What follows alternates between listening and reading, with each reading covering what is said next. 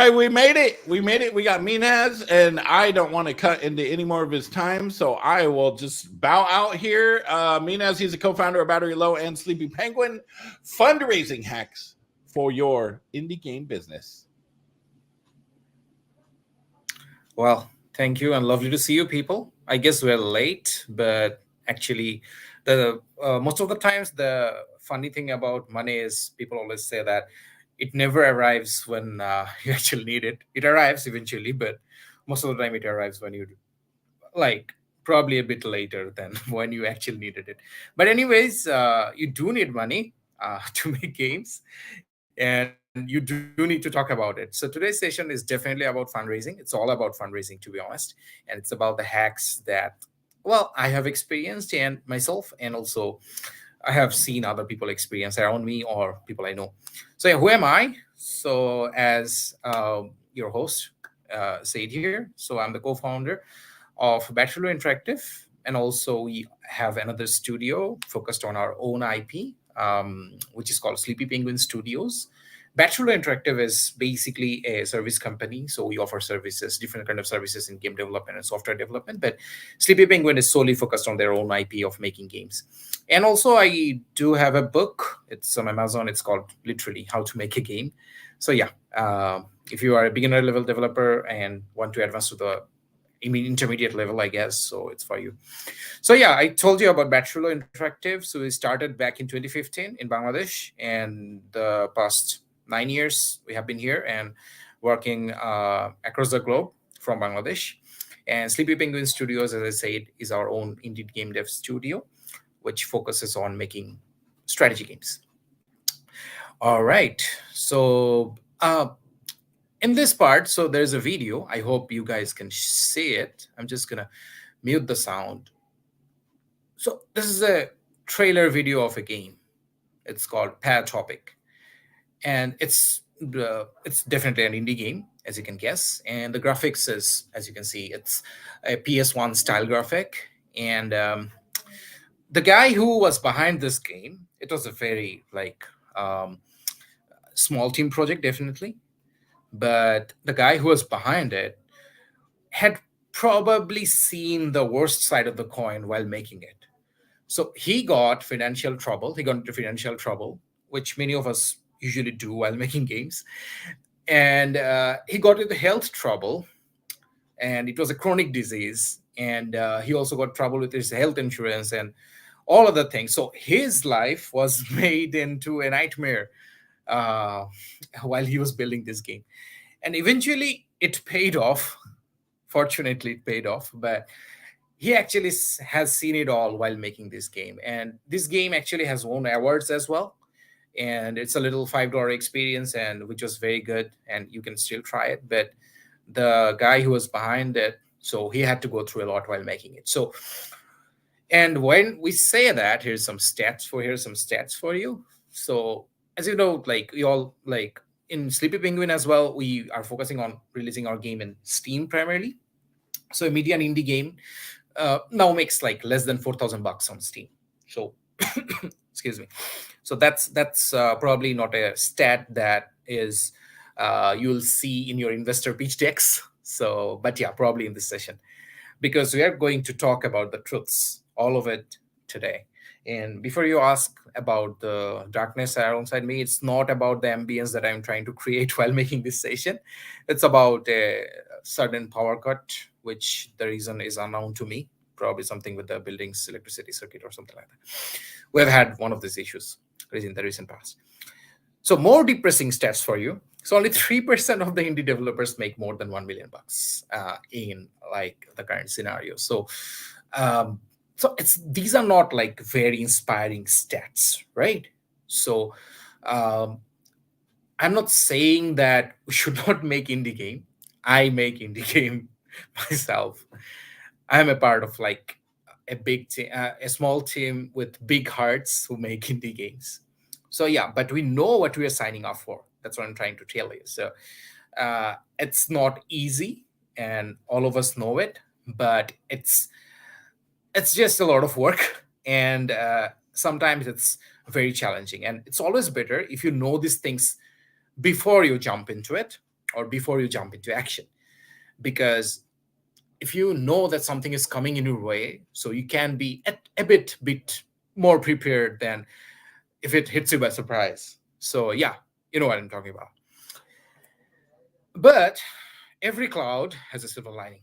That's what they say, right? So even though it's one of the most challenging stuff in life in our world, as you can see, indie games now make up like about 40% of all units sold on Steam.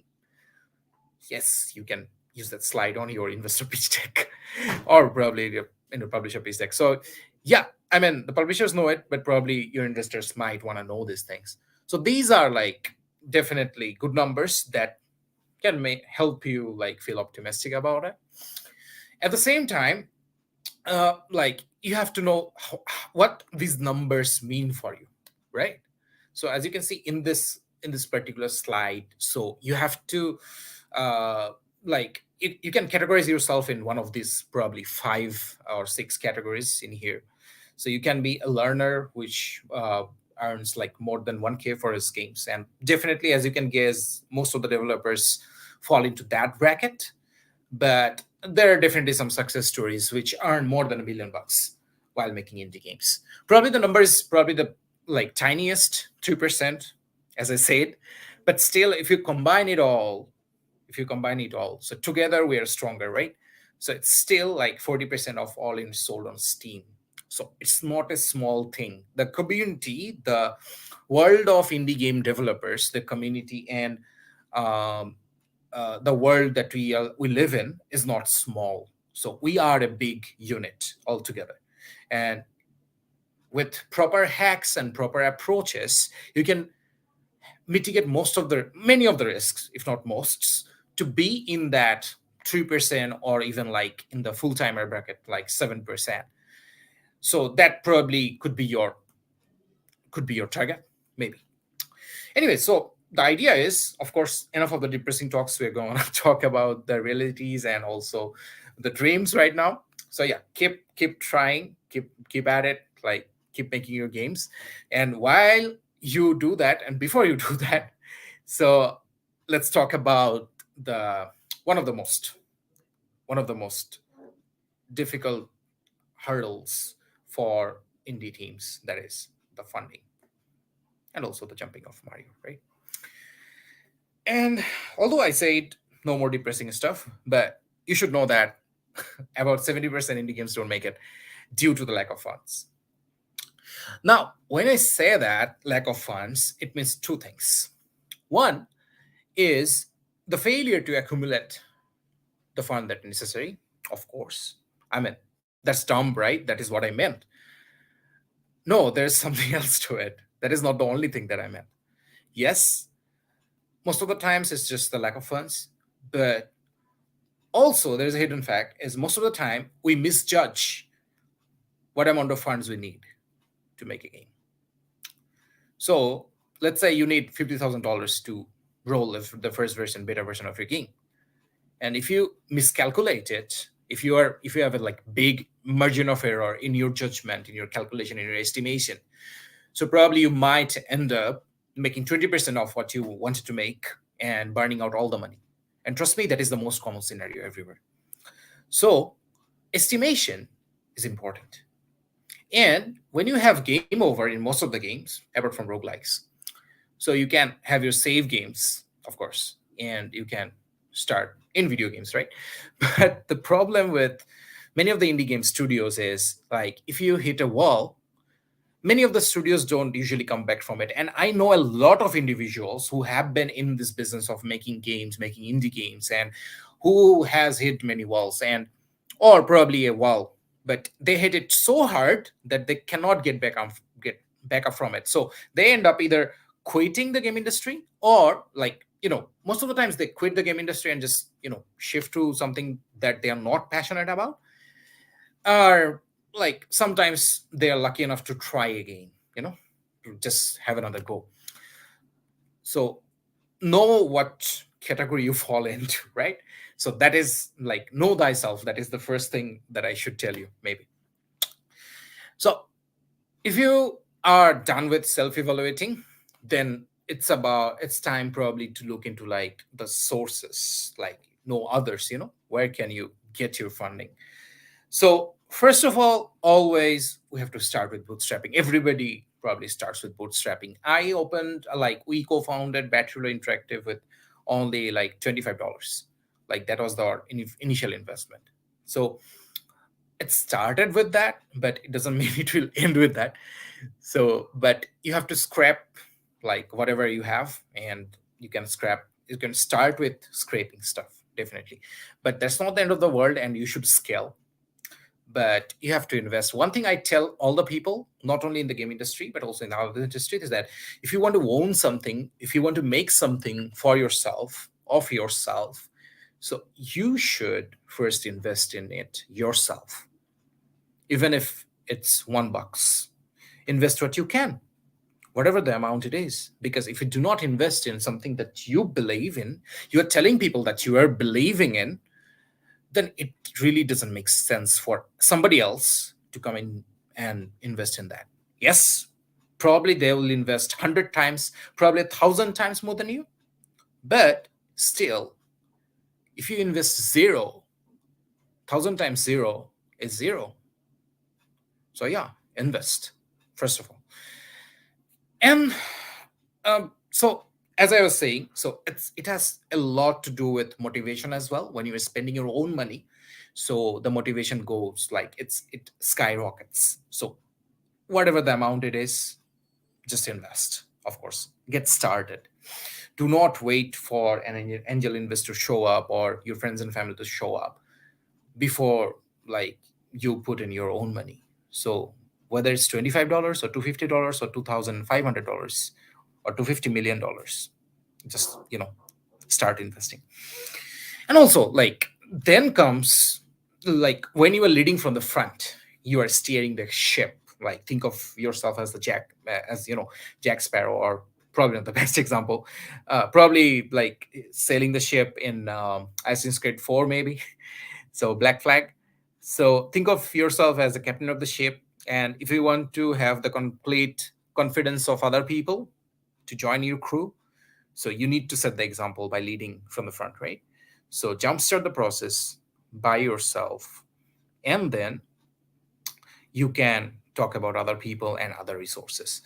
So when we are talking about other resources, then comes the point of game investors. See, all these slides were not about getting investors in the first phase, right? This was about setting the mindset right. So as soon as you get your mindset right, then you get a solid base. Then this part that we are going to cover right now is going to get a lot easier. That is important, to set your base right. So if your base is weak, then you are going to fail, my friend, in this segment. So game investor hunting is almost like treasure hunt. So there are a few steps. I'm just trying to narrow it down for you. First of all, there's a lot of background work involved, like it or not. You have to decide what type of investor you're looking for. Type of investor we're going to cover right away, or probably a bit later.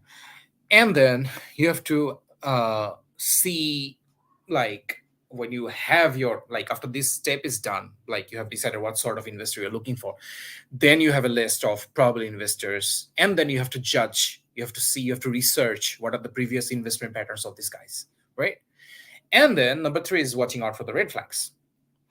So in these investment patterns, what were the incidents that he had? What were the relationships he made? Is he still connected with the investees? I mean, the people he has invested on. And what are the relationships? How did these companies do? Of course, I'm not asking if they were profitable or not. I'm asking how did they fare with that money? Were they able to run smoothly? Were there conflicts, and how big were they, and how did they resolve them? Probably not all the information so will be available to you, but learn as much as you can and look for the red flags. I'll talk about the red flags also, like in my session. So, and like when we're talking about like type of funding and type of investors, as you all know, there are multiple avenues that you can pursue all these things. So first of all, like angel investors, game publishers, they're always there. Venture capital, a very interesting avenue for you, and also different grants. and which one is suited for your game and your studio will be entirely different than like probably with mine, or maybe it will be the same. I don't know, it will vary. It can vary, that's all I'm saying. So you can start with connecting with people in the industry, talk about them, like talk about your ideas, and try to make an original impression. So it doesn't have to be a one-sided impression, but try to be original. I have always found it better to be original in my life, like whenever I'm doing these kind of things. And trust me, people love original stuff, original stories, and in the game industry especially, people love origin stories. So be positive, be original. And also, if you be original, then you like increase your probability of like meeting people who shares kind of similar visions with you, and who can be probably your friends in the journey, your crewmates, right? So start with talking, start with just reaching out. And how you can reach out to them, just, first of all, you can use primary connections, like people you know directly. You can ask your primary connections to make acquaintances, make introductions, make inroads for you with secondary connections. People you may know, people who like fall in the bracket of people you may know. And then there's of course game conferences and events. I'm a big fan of them. And like, even this is a game event, right? I'm talking to you, and this is my second time speaking in IBS sessions, and I absolutely love the community in here. Absolute privilege to be here. Thank you, Jay and others. And yeah, of course, social media, right? So yeah, talk to people. Just don't just keep your idea to yourself. Like, we are well past the age of like thinking about protecting your ideas and whatnot. Nowadays everybody has brilliant ideas. That's the good thing about it. So yeah, and if you have pitch decks and game demos, like whatever progress you have done with the game, so yeah, just get them out there. And when you're talking to people, you can freely just show it to them, and do not feel hesitated about them.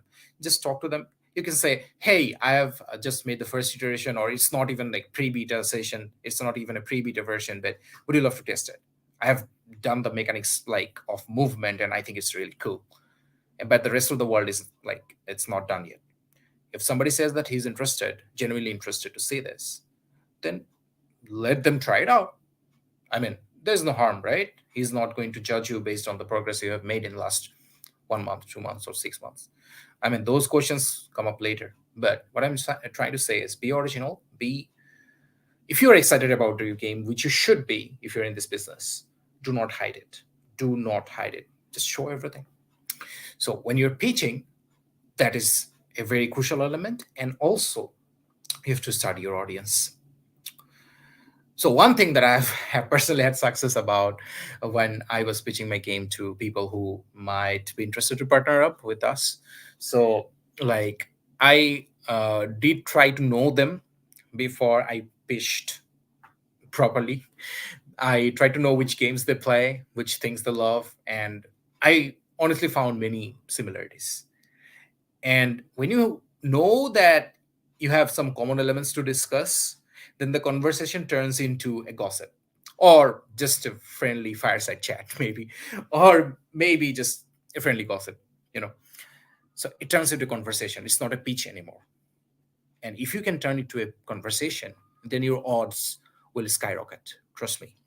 And you have to be very focused about it. Like, what are the things you are highlighting? You don't need to have five strengths. Nobody has five strengths. No indie studio has five strengths.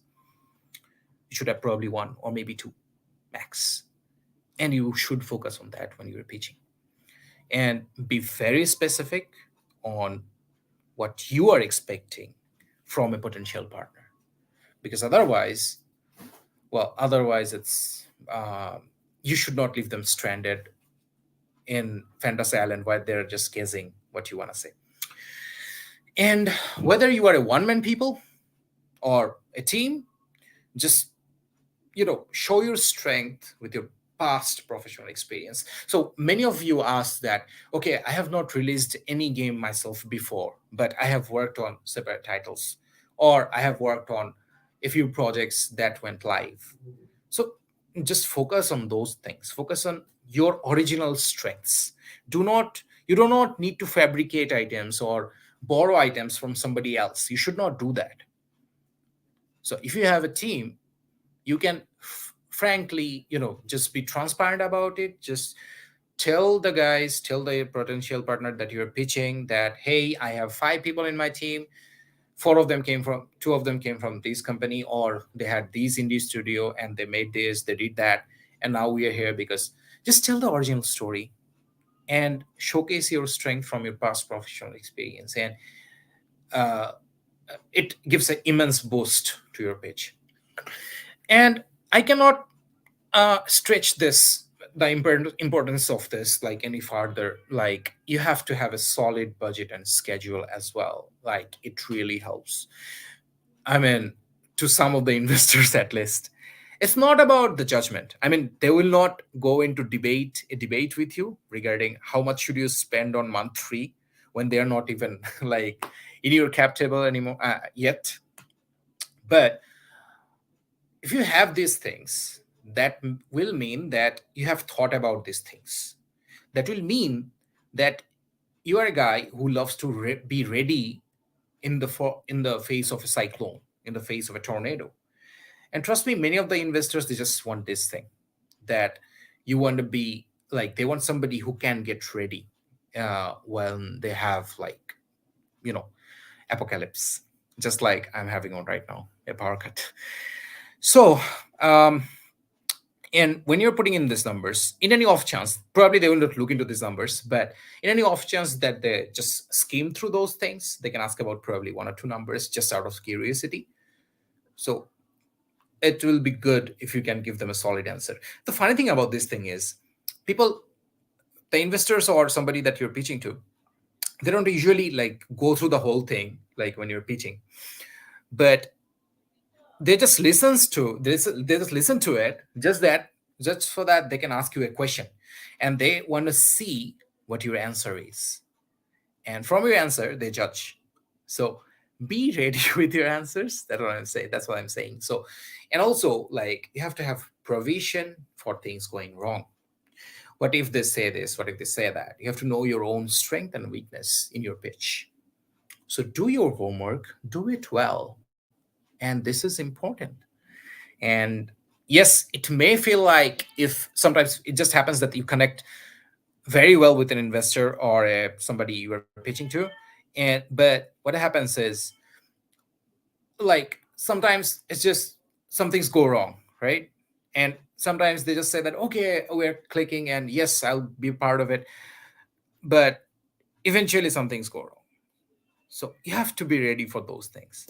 So we'll talk about these things in a more detail, say in a bit. But before that, just one thing that probably I missed, that when we are researching about investors, what are the traits that you should look for? So that's just funny that we have Batman pictures in here. So as you can see, oh, that would be my cat. Sorry about that. It's all happening tonight. um, so when you're looking for your own Batman who has money, so the first level should consist of 3 things: passion, trust, and risk-taking mentality. So even like, you have to have at least like probably 3 of them actually, like in an ideal investor in level 1. Because if he's not passionate about it, eventually you're going to have problem. If he doesn't trust you, or if you do not trust him, then that will be another problem. And if he's not a risk, if he's in safe businesses only, if his investments are only in safe businesses, well, then I mean, only 3% of us make it to the top. It's not something that a safe businessman prefers, because he will not like the odds. He will invest in just, he'll prefer investing in bonds that will give him like much more odds, right? So sometimes you can be a bit confused about, like, this guy's very passionate or he trusts me. So it doesn't matter if he's not a risk taker. My friend, it will matter. It will matter when you are in the middle of your development and he's just thinking, okay, so many money wasted, and probably I'm not feeling for it anymore. Then you'll feel it. So yeah, judge these things first. And if it doesn't have passion for game development, well, that's a big flag. And I don't think you should go with anybody who has trust issues, or if he has trust issues, or if you have trust issues with them, like vice versa. So if you get like all these things done in level one, then it's time to level up. So what are the other things? So if you have like 5 candidates, let's say, ready to invest in you, so how do you judge? So one thing that I always like, this filter that probably works, is like if somebody who has already invested in game industry, that's really preferable, and who can probably, or who can, or add value in more than one dimensions. Probably he knows people in circles who can give you good resources. Probably you have like probably he can help you to reach out to publishers or different marketing channels or medias, whatever. So those things. And also somebody who has industry knowledge, that's a big plus if you can have. So those things are in the secondary level. So if you can get past this level one, then you can level up in this segment. Anyway, speaking about red flags, I have talked about this a lot, red flags, but I never actually described like what are the specific things that I was talking about. Well, I think I have already covered a fair bit of that in the other slides, but just noting this all down. So first of all, like about somebody who is not a risk taker, and also who plays safe, somebody who likes to watch his money. This is very important. Trust me, you don't want to get in bed with this guy, like operationally, like in business, uh, because if he doesn't understand the game industry and still wants to watch his money, then you're going to spend your entire, like probably uh, 20% of your week just explaining it to him, that why do you need to pay this artist this amount, or why do you need this particular artist in your team, and he will not understand it. Then you have to spend a few more hours explaining it to him, otherwise he will not probably sign the next paycheck. You have to validate, right? So just save yourself from all those things. Do not take money from these guys. And also like some people who do not have any opinions of their own, they are also red flags, because they will offer you no constructive criticism absolutely whatsoever.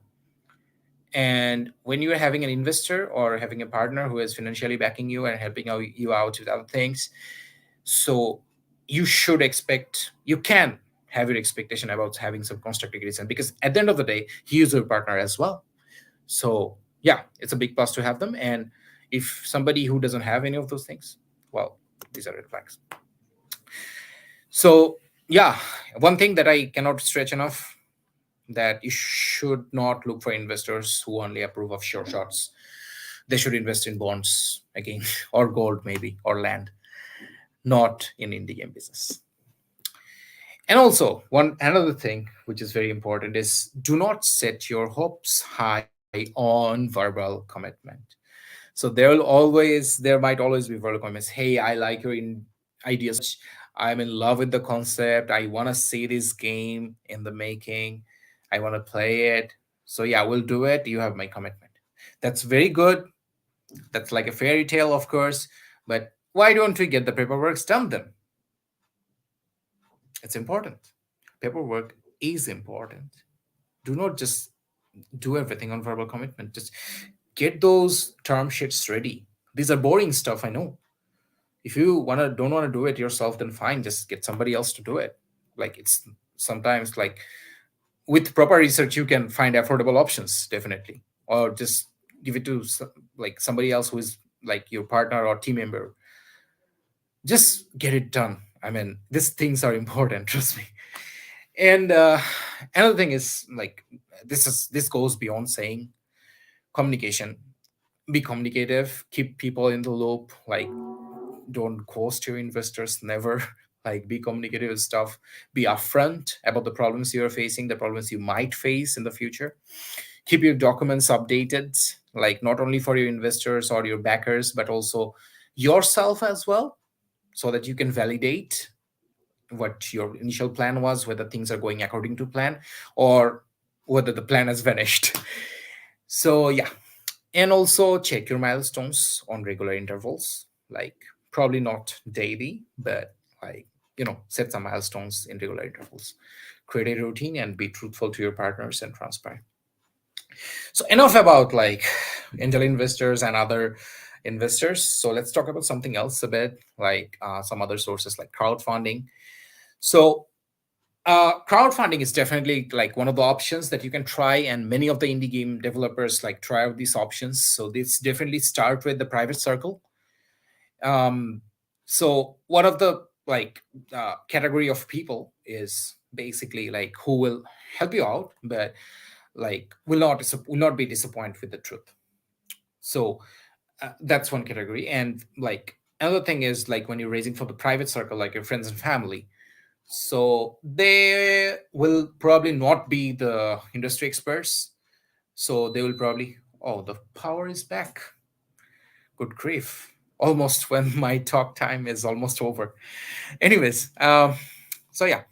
Another thing is like they will not probably be super experts on your business, but they will want to know what's happening. So they may rely on other people's opinions on trends, or like trends that they can study. But what they can do is they can give you initial feedback, and if they're honest with you, so like that would be like the big plus. So you tell them when you're taking money from them, you just tell them, hey, look, be honest and transparent with me. I am being honest with you. And if you sometimes we think that if we say these things, people are not gonna invest money on us, people are not gonna fund me. But it's actually the opposite. If you are being transparent, if you are showing both sides of the coin, then you get real people who will not give you trouble after they give you money. And that is really probably more important than raising funds. That's what I can tell you from experience. Eh, um, well, and also like crowdfunding worldwide is definitely another option. Like if you are done with your private circle, and if it's not enough, or if you want to raise more, but like it's uh, know your position, of course. That's what I should say here. Like worldwide, there's so many options, so many gamers and so many game enthusiasts out there who want to fund games. And if your concept is not that much compelling or easy to access, probably you will find it very hard to like convince people to donate, or convince the crowd to donate. However, like you should be aware of the other things that might happen. When I say that share your ideas, I mean that you should share your ideas wholeheartedly. But once in a lifetime, sometime it might happen that some people can have a groundbreaking idea, one in a million maybe. So you do know that like these concepts are like global properties, as I can say, as I love to like name the term. So there are different subreddits where you can find like game ideas that like you can probably borrow it from there, like legally they are to be borrowed, right? So like there are places and people talk about these things, and when you're making games or designing games, it's usually a hybrid. So but if you're super clingy about your idea, maybe then maybe crowdfunding is not the best option. So yeah. And VC money is of course another option, but probably not the early stage people. But yeah, definitely like if you have crossed a few milestones, and if you are up there right now, then definitely you are there. But know your position, and then aim for the VC funds, definitely. Because once you get the VC funds, then you like level up, and there's hardly going back from there. And there will be much more monitoring, and much of those uh, administrative stuff that will be in place, and somebody or some people have to take care of those things. So the more organized your uh, funding party is, like the VC, they are the most organized, definitely. So they'll give you more trouble for it. Anyways, so there are different grants. Like you can find more grants. Like I just listed a few grants that are like very popular, of course. So you can like reach out to these. Maybe they're very famous, and like other grants, local grants, global grants, they're always good, right? But they take a good amount of time applying and getting. Now, since we have talked enough about funding sources and how to get funding, let's move our topic a bit into fund management. This is necessary, I believe. So, first of all, your initial team, your core team, should be very small. Very small means just the people that you really, really need. Ask yourself once, twice, thrice, do I really need another guy? And you have to answer it yourself 3 times minimum to convince yourself first that yes, I really need another guy to do this. But just try to get it done with the guys who are already there, perhaps, because in the early days, it's really important to keep a lean team until you have hit your jackpot or until you have reached a certain stage. Because most of the time, we go through so many iterations, then you have to remake certain stuff so many times. Sometimes the game just literally changes like upside down. So the team has to adapt as well. And these money, when you have people, you have to pay them, right? So this money will be spent already. So if you have higher burn rate, it will be a problem. So even if you secure more than what you needed, do not spend it all. Try to be very calculative in your human expenditure. I'm not saying you to pay people less. I'm asking you to have people, only people that you need in the early stages, but do not pay them less. That will hurt their motivation. Invest more on long-term assets. This goes beyond saying, of course, long-term assets means not only people, but also other things, of course, like licenses and those things. And also, as I was saying, minimum budget distribution and keep provision for changes. There will be a lot of changes, trust me. Your game concepts will change. Sometimes the entire game will change. You will be pursuing an entire different game after working 6 months on it on a certain game. So think about those things when you plan. Think about the fund management. It will not be a 18 months project with fixed amount of burn rate for 18 months with one increment after a year. Trust me, the team will change, the ideas will change, the game will change. So keep provisions for those changes in your budget and in your plan. And also another thing I must say is like it's okay to let go. Sometimes some people become toxic, some people that you get really attached to, but they become detrimental to your studio maybe for some reason. So we get really upset about letting them go. But your studio should move on. The show must go on, as Queen said. So it's okay to let go sometimes. So think about that, like value your money. And also look out for some blind spots. That is really important. For example, the logistics, your internet speed is really important. Really, really important. And also your devices and those things. So probably it's not very important to get a like mechanical keyboard for your developer, maybe, unless he absolutely digs it, maybe. Otherwise he cannot work on other keyboards, maybe. But it's important to get him the latest graphics card, maybe. Think about those things. And also, although I said it's okay to let go, but also you should also focus on, you should also keep in mind to retain the key person. I mean, when at the same time I'm talking about two things, right? So do not get confused here. What I'm trying to say is sometimes there are some persons who make the backbone of your company, of your team. At any case, do not lose them. Try to keep them. Do your best. And also try to be very clinical with your project management. Otherwise, it might hurt you like in ways that probably you cannot imagine right now. So these are the typical blind spots you should look out for when you're managing your funds and planning for it. So keep in mind, like probably the 90% of us will sign up for failures because we'll be earning less than 100K. But still, if you have that expectation and validation management, then it's good. Like if your game sucks, pardon my French, then you should be the first one to tell wholeheartedly, hey man, to your friend, to your guy who is working beside you in the studio, I think this is not working. You should have, you should rather have him saying this to you or you saying this to him, rather than some people in Steam review bombarding your game with 1 star or 2 star reviews saying the thing that you are saying right now.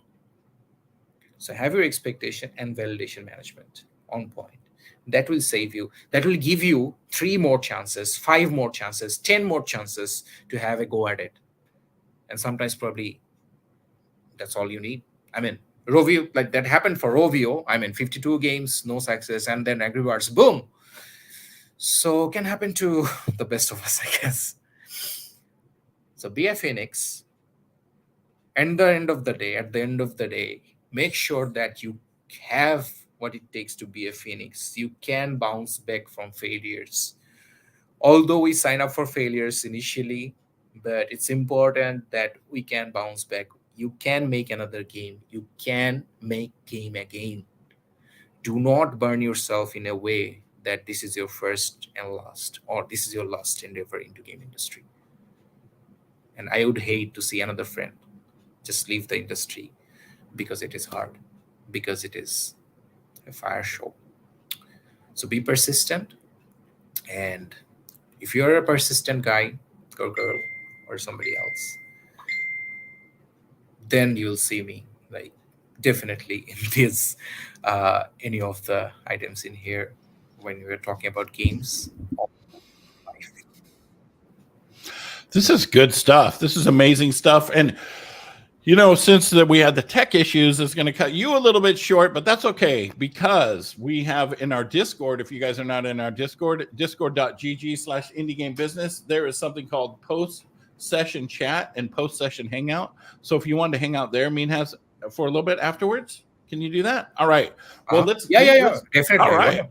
That'll work great. Yeah. So check it out. Check out his email. Check out the Facebook, the LinkedIn. You guys should screenshot that, or you can go into Discord or in just a few minutes. But we're gonna bring up some questions because we've got some here. We've got from Borislav Vesnik. This is from LinkedIn. If a studio is raising from a combo of sources consecutively in milestones, angels, grants, VCs, and working with publishers for a release, are there any red flags you see in this kind of model? Well, no red flags per se, but one thing that you should keep in mind is like there's something that probably I didn't cover in the slides, that is the investor management. So that part is really important. So if you have like more than one investors and more than one source of funds, and trust me, nobody, like unless it's a like donation, like grants, even grants nowadays, they check for your progress and milestone, right? So that means you have more people to answer to. And if you do not answer to these guys, if you do not keep them informed on the milestones, and if you are not showing that you are on track or you are doing well, so there might be problem in the future. So it's okay to raise from a bunch of people from different areas, but make sure that you have enough people talking to them in proper frequencies and answering their questions, sating their hunger. Sam just asked for the screen back so he could screenshot it. So I put that up there. All right. The next question we have, is there any merit in showing past projects that may have been student or jam games that were particularly well liked and polished, but maybe not straight up saying they were student or jam games? Jam games. In my, I get it. So in my life, I have the pleasure of recruiting or like, and also like being in the recruitment process of so many people. Like I've interviewed so many people in my life in the last 10 years. So, and trust me, like I've had such weird experiences. Like probably I was a judge of a game jam somewhere and I saw this really weird small game, but I really loved the concept. I basically looked that guy up and I said, hey, why did you make it? What is the story? And he told me his origin story. And then I said, okay, how much do you know about game dev? Do you want to like learn more about it? Do you want to join my company? He said, hey, I'm just a student and I'm just, doing my tuitions and whatever. I said, okay, but like if you're still up for it. And he's probably the senior developer in my company right now. So like these things, like when you are pitching, like if somebody like me or somebody else, like the typical guys, not me probably, who has like small money, but the guy with like big pockets, they usually love like origin stories. So if you have like a very good origin story behind it, and if you're really proud of that, I think you should not feel hesitant about it. And if some publishers are, they are not interested in like looking into your game jam projects or your like student projects, then do not show it to them. I mean, you should cater to your listeners, like listeners. So if somebody does not like metal music, if you're an RJ, you should not probably play it. Or if you're a DJ in a party, so you should not probably play it in a group of people. When a group of people they do not like metal music. So, but if they are in love with Highway to Hell, then why not? That's good advice. All right, we got time for one more real quick. And then there's another one too, but like I said, go into the Discord. Here we go. How do you approach building a multi-year revenue forecast? That might be a big question. But do you want to answer that here? Because we literally have 1 minute. You want to answer that here? Or you want to answer that in the Discord? Well, just real quick, like we can like discuss this further in Discord, but like, just real quick, since it's the last one. So I think like the forecasting, like it doesn't, as I said in my like session, it doesn't have to be necessarily very accurate. Like nobody can predict the future like point by point. We are not fortune tellers. Nobody expects you to be. It's just your approach that you're talking about, that it's the approach that matters. So when you are approaching a figure, like you're making an Excel sheet, a Google sheet, so investors just, the people, publishers, they only look for the approach. They look for the approach that you're taking. Have you considered this? Have you considered that? Have you considered all the avenues that your game can make money from? So those things really. So, and just look into the similar games that have gone through the similar phases and what have they done, and ask yourself those questions: that can my game go through the same cycles? Can they do something more, and have them in your plan? That's basically it. Nothing else. That's a good answer. There's more questions. Okay, so in the Discord, there is the post-session chat and the post-session hangout. If you want to go in there and do audio, video, you can go into the hangout, Minez. Thank you so much, Tripwire Presents, for sponsoring this. And also, if you see that thing scrolling across the bottom, we have Indie Game Business merch. So you can get some cool merch with this logo on it. It's at streamlabs.com/indiegamebusiness/merch. So do that. And thank you so much. And we've got Rachel Pressers coming up from Sonic Toad Studios. Always a good talk with her. Thank you so much, Minez. And we'll see you over in Discord. Thank you so much.